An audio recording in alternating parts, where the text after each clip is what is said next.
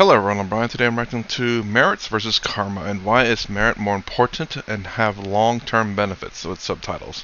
When I was looking up for the thumbnail for this video, it Google put up the definition in terms of Buddhism why merits are more important than karma, because merits are essentially, as far as I can understand, good behavior in a sense, like good qualities. Yeah, it said good qualities, but essentially good behavior as well, I believe. Well, good qualities is what it says. So good behavior is a good quality.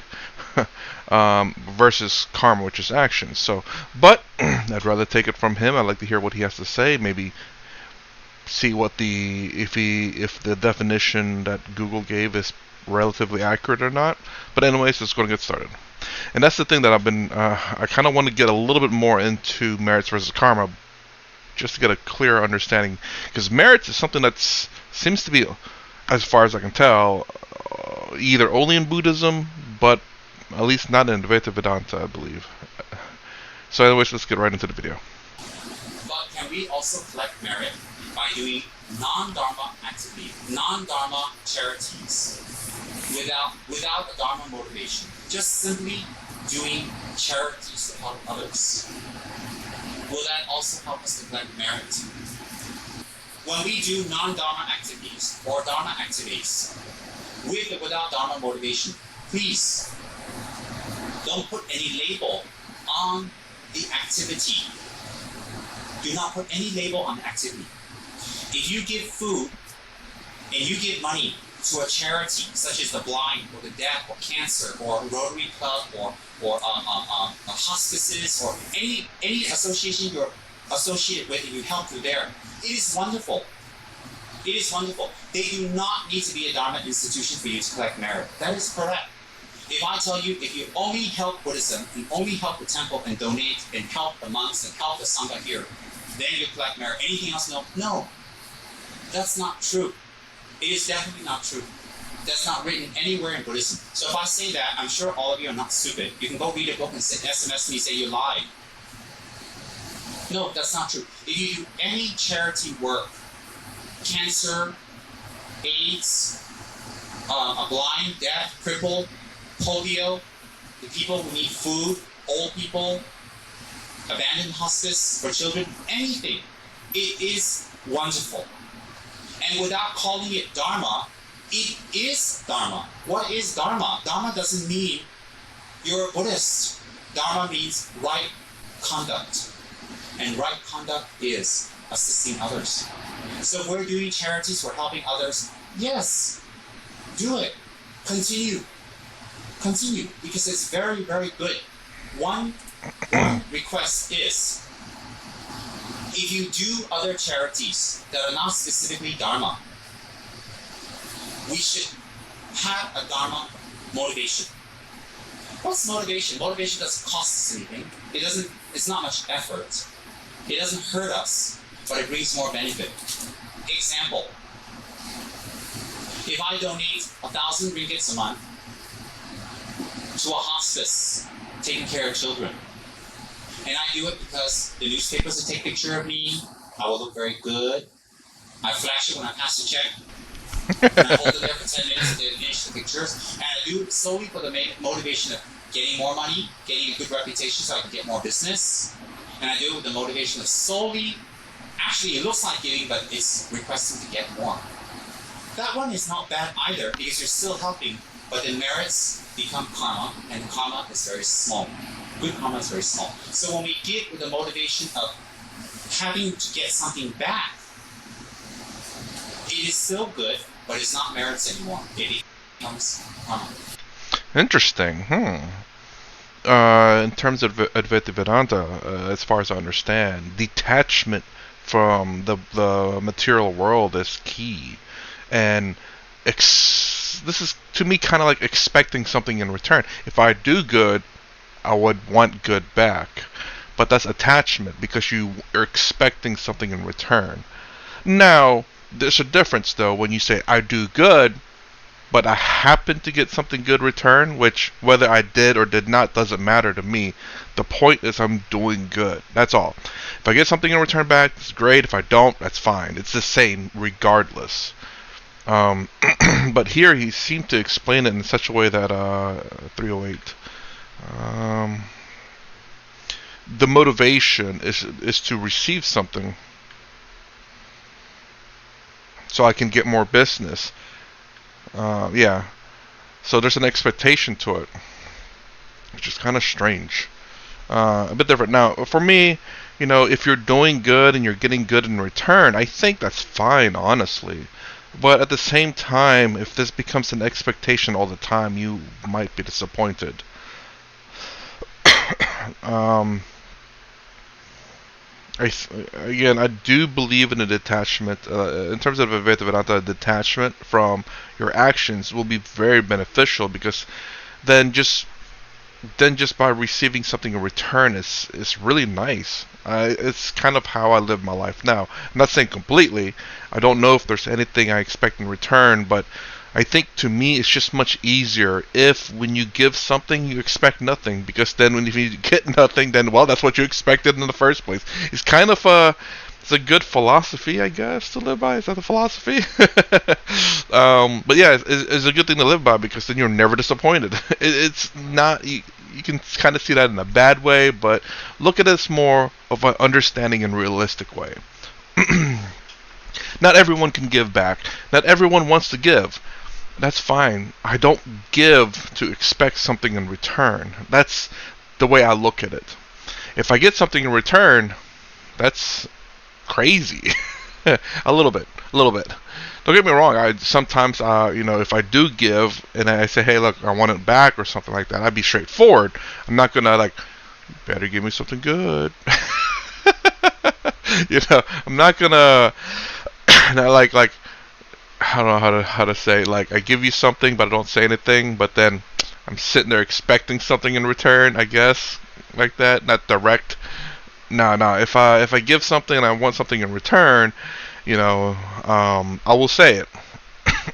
So, for example, I guess it's like trading something. It's like, hey, look, you know what, you don't like that, and you like this, and I prefer that over this. You want to trade, so I'm giving you something in return, but that's just a trade. It's not. We're not necessarily helping each other, but at the same time, we are. It's not like, oh, I need money. It's like, well, sell me that. I mean, that technically works too. So it's still a trade. We're helping each other out, but there's different ways of looking at it, I suppose. This one is more like you're kind of using your status to increase your status, I suppose. It's a little bit different in my book. And karma only brings very limited and short-term results. The difference between merit and karma is when you receive merit, it's like putting money in a bank and you receive interest off the FD. You get money every month, but you don't touch the actual principal amount. When you use karma, it's like you put an amount in the bank, there's no interest, you just use off the principal amount till it's finished. So when you do the correct motivation for an action, you collect merit, which you live off the interest in future lives. When you collect karma, you live off the principle. And when that finishes, it's finished. So what's the difference? If you're going to give 1,000 every month, we should do a little bit of meditation, a little bit of prayer. Recite Lama Tsongkhapa's prayer a little bit. Or think with thoughts that you give this to sincerely help, and that in the future, man, be a tremendous benefit to others and man, help again and again and again. If you think in this way, and then you give it, the result will be merit. If you think, oh, if I get that, I'll look good, I'll get this and blah, blah, blah, it's not bad, but you won't get the maximum benefit.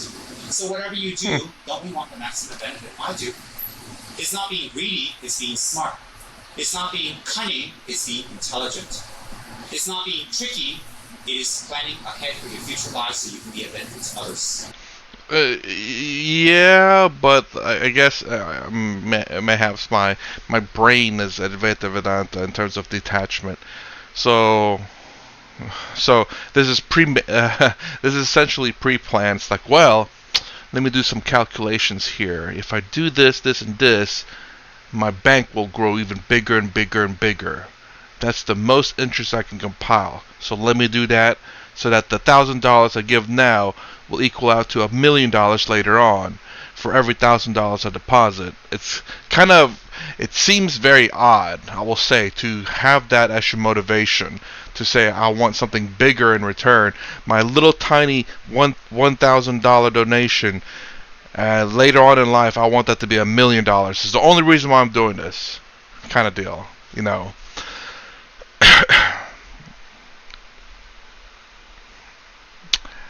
That to me is kind of I mean, do you guys see it that way? I do wonder that. I do see it that way because, again, with Advaita Vedanta and expecting nothing in return, that honestly to me it's just the way I live my life. Obviously, I can't always give either because I'm by no means rich, so it's very difficult for me to give. But if I can help in a free way, because like it's free, so I could probably do that a lot easier than giving money because kind of the situation's kind of hard now. But I hope you understand what I'm trying to say. And I don't know, I worry about this a little bit because, again, it's this. I don't know how to describe it or what's the proper word for it. There's this idea of if it's just because you expect something in return, which I don't believe it to be a good thing. Now, like I said, there's nothing wrong if someone were to give you something in return. There's nothing wrong with doing something because you want to, but not expecting anything in return. I guess karma is kind of like one of those things where you do good and you will receive good, but you don't expect it. You don't expect it. And maybe this is kind of the similar thing. It's just maybe perhaps it's being worded a little bit weird in terms of how I'm understanding it. So, because again, this like you said, it's not greedy. It kind of seems like it because you say I put in $1,000 and I'm hoping to get something better in interest. I guess the bank explanation is kind of maybe that's the reason why it kind of has a sour taste in my mouth, you could say. I just don't know if maybe that's just a bad way to present that to me. That's the reason why I watch many of his videos, because I know I don't understand completely how he gives examples and how he interprets words. So the best way to understand someone's by watching multiple of their videos, so you have an idea of how they speak. You can't understand how people speak based on one video. Excuse me, I'm sorry about that. But you at least you get the idea, and let that idea build up, and watch other videos without any biases, of course, and see what they truly genuinely mean. So I'm hoping it's kind of more like karma, in my opinion, where you do a whole bunch of good things, expect nothing in return, and maybe good karma will come back at you and make things easier in your life. But it's not like you're looking at like compounding interest or something like that. It's just maybe it's just a terrible example to explain that, and I hope it is. But I do understand maybe that's probably one of the ways, a good way to explain it, depending on how your mind thinks. My mind thinks all over the place. I can see it as a bad thing, and I can see it as a good thing. You want to obviously do good to people, but at the same time you're expecting a lot more in return. Ooh, that could be something. So nothing wrong. So if you're gonna give, you put that much effort and work into acquiring whatever you gave. Maybe you give jewelry piece, maybe you give flour, maybe you give biscuits, you give money, help. Doesn't matter. But switch the motivation. The action does not need to change. Now, when you give to a Dharma institution, there's a difference now. Listen very carefully. The difference is when you give to a Dharma institution and there are qualified people there to return your giving by correct ritual and prayer. Even if you have correct motivation, no correct motivation, you will collect good merits because of the person who you give it to. Example, whether we know the power of a Buddha or not. If we go there, we put $1, $2 and a mandala and offer to the Buddha. By the power of the Buddha, we will have blessings and merit. Combined, if we know the benefits and we have good motivation, it's double. Whereas when you give a enlightened institution, it will be by the power of your thoughts alone, which is okay also. Which is okay. So the difference is there. So I'm not making a differentiation besides religious and non-religious institutions. No. I'm telling you the facts straight up. So, okay, he's about to explain it here, but let me try to say it if I understand this correctly. Hopefully, he'll say it. So, from what I'm understanding, if you give to an enlightened institute, which would be religious, generally speaking, your merits are doubled. But if you don't give to an enlightened institute, your merits are based on you alone. So, if you have no merits or you cannot I don't know. I don't know if you can generate merits or something like that, but it's all based on you. So if you cannot, for whatever reason, it doesn't matter that you're doing the action. You'll get nothing just because you cannot. Again, I don't know um, what it takes to gain this thing, this merit. So, um, and if your merits, whatever it is that gives you that merit, is as good as the institution itself, then you would gain double, I would assume, because again, it's purely based on you, according to what he's saying, from what I'm understanding, what he's saying here. So, if you give to an enlightened institute specifically, it's double. If you give it to a non-enlightened institute, it's whatever you're based on, whatever your how far you're enlightened. I'm not sure. So it's kind of weird. Why would you ever give to a non-enlightened institute at that point? If you just keep constantly giving to an enlightened institute, you'll always double your merit. And if I heard him correctly here, um, yeah, it would be by the power of your thoughts alone. So I don't know how. I don't know, is it 1 times, 0.5 times merits. I don't know. I guess everyone's different. So you could maybe 4 times. I don't know. I don't know how you could tell, but I mean, I'm assuming it's a one-to-one basis. I'm not sure. Right here, so um, okay. So I want to go. There's something else he says that's pretty interesting. The action doesn't really change. We'll play it back. Now, when you get to a Dharma institution, there's a difference now. Listen very carefully. The difference is when you get to a Dharma institution and there are qualified people there to return your giving by correct ritual and prayer. Even if you have correct motivation, no correct motivation. So even if you have correct motivation or no correct motivation, so I'm guessing if you give to a Dharma institute, whether you have the right motivation or even if you have the absolute wrong motivation, which is no correct motivation, I'm assuming here.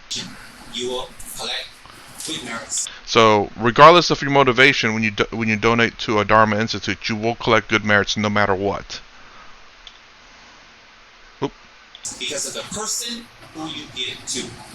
Example, whether we know the power of a Buddha or not. If we go there, we put $1, $2 on the mandala and offer to the Buddha. By the power of the Buddha, we will have blessings and merit. Combined, if we know the benefits and we have good motivation, it's double. Whereas when you give a Okay, so it's only double if power of the Buddha, we will have blessings and merit. Combined, if we know the benefits and we have good motivation, it's double. Whereas when you give a enlightened institution, it will be by the power of your thoughts alone, which is okay also. Which is okay. So the difference is there. So I'm not making a differentiation besides religious and non-religious institutions. No, I'm telling you the facts straight up. So if you give to the Buddha,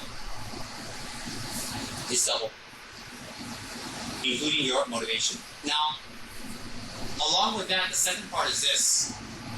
If you give to a religious institution such as the Buddha, but your motivation is backward, small, little, again to show off, to get something, to show you're religious, you're good, all that, again, it doesn't become merit, it will become karma. Oh. Why?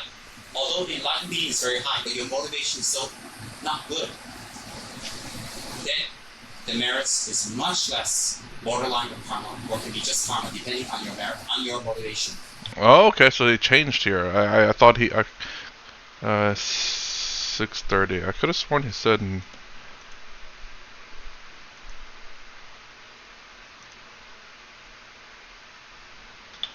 Need to change. I'm sorry for rewinding so much, but I really want this to be very clear. I should react to it all without stopping too much and then go back. But I have to try to get this cleared up. Now, when you give to a Dharma institution, there's a difference now. Listen very carefully. The difference is when you give to a Dharma institution and there are qualified people there to return your giving by correct ritual and prayer. Even if you have correct motivation, no correct motivation, you will collect good merits. Okay. Maybe I'm understanding now. So basically, if and there are qualified people there to return your givings.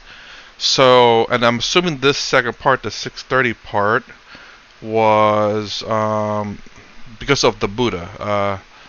So a statue, perhaps. To a religious institution such as the Buddha, but your motivation is backward. Small. Religious institute. Hold on. Wait. Now, along with that, the second part is this. If you give to a religious institution such as the Buddha, but your motivation is backward, small, little, again to show off, to get something, to show you're religious, you're good, all that, again, it doesn't become merit, it will become karma. Okay, so if I'm understanding this correctly, he's saying if there's someone qualified essentially there to return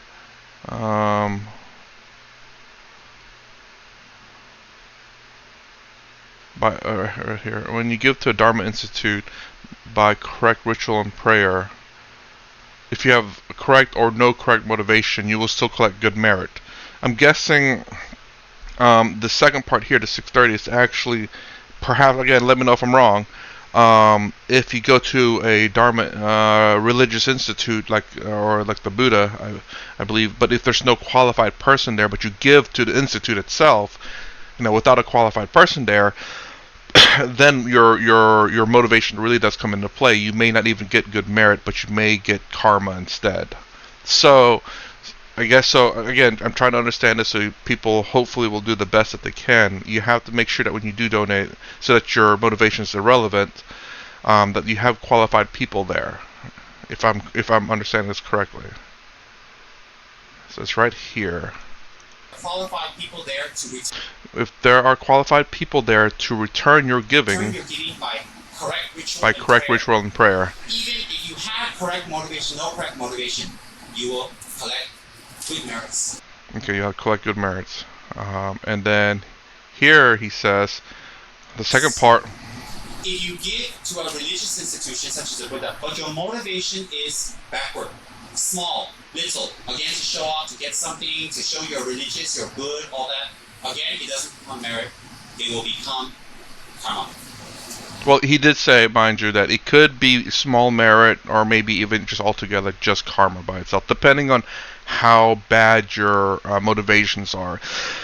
Whether it's purely to obtain, I guess, the famous word is clout, I think.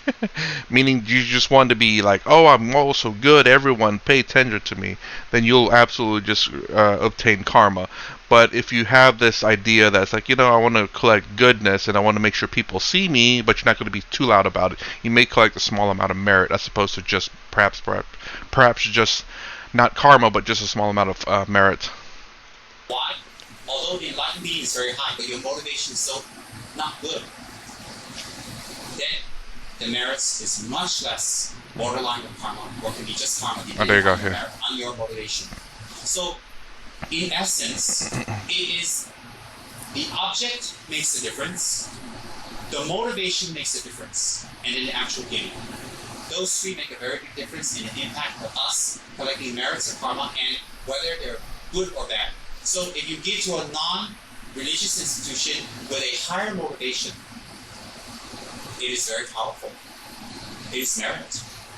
If you give to a religious institution and the motivation is very small, very cheap. Some people come to temple and set up and say, oh, kill my enemy. And they give milk to set up, they make offerings. That's not merit, that's not karma. That's negative karma. Negative. And then, if you give with the right motivation to the right object, it's double. So, giving is not the question. The object is not the question. And the amount is not the question. The question is our motivation. So how do we make our motivation? In the beginning, it's an effort to think that kind of thought, to do it. It's an effort. But when we consistently train, when we read, we do prayers, and we change our mind, and it will change, definitely. Then the motivation, slowly you'll see, become spontaneous. And then instead of it, you have to really make an effort. Maybe once a day it comes up naturally. Then next week, next year it becomes 5 times, then 10 times. Then pretty soon you'll see what happened. Spontaneously, without any thought, you have the motivation to benefit others, to collect merit for the sake of others. And collect merit is not a selfish thing. Collecting merit is so that you can gain higher rebirth, higher attainments, higher propensity to benefit others. Example, someone like Mother Teresa, someone like Dalai Lama, someone like the great Reverend Chen Yang in Taiwan, the Chinese Buddhist Mahayana monk, those 3 examples, they must have prayed and dedicated many merits in their previous lives. That in this life they're born with, they acquire great wealth. They're prestigious, yet they use the prestige and wealth solely to benefit others. And it grows, it becomes bigger and bigger. Why is it the Dalai Lama, Reverend Chen Yang, Taiwan nun, Mother Teresa, can speak one word, raise millions of dollars? But when I speak, I'm lucky if I get thrown one little angpao back inside about 2 ringgit. Why? Obviously, in my previous life, I didn't do much. Well, I'm going to change that, because this time I'm going to do a lot. See, there's degrees. Okay. Merits versus karma. Why merits are more important to have long-term benefit? So, I mean, I don't think he explained too much. He did emphasize that merits are significantly more important than karma. And karma seems to be something temporary. I mean, he explained in terms of the bank, which is, you know what? Let's watch that part again. That's probably very good. Forget where was that at.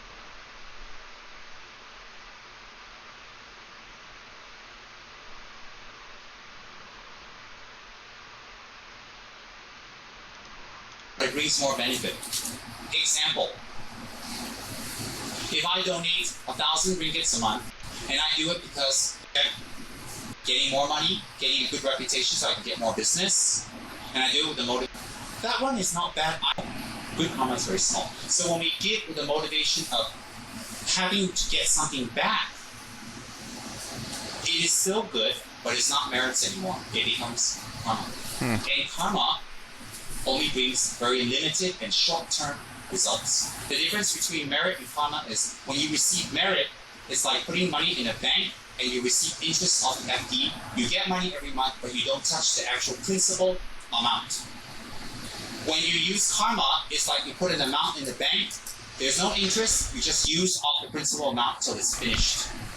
So when you do the correct motivation for an action, you collect merit, which you live off the interest in future lives. Okay, I see what it's saying.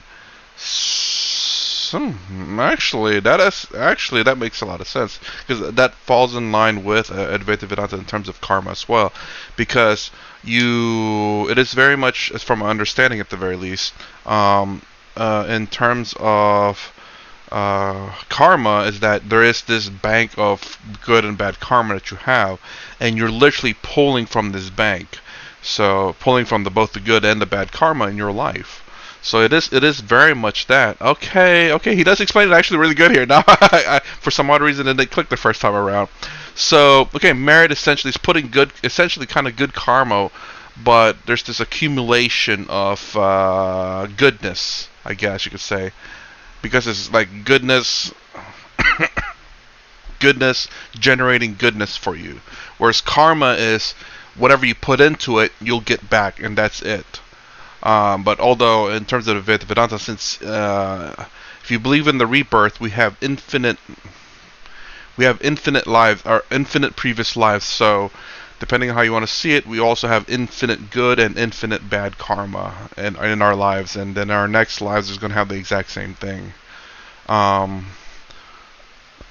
else? But yeah, actually Did he explain it well enough? And is it how you believe merits stand? It makes sense now, because karma is in fact something that you put in the bank, and then you pull directly from the bank. If you have good karma that you put in there, that karma is going to hit you eventually later on, and once you use that, that is it. That gets removed from that bank. But again, with the depending on your beliefs in terms of reincarnation, whether we had infinite number of rebirths since the beginning, um, but yes.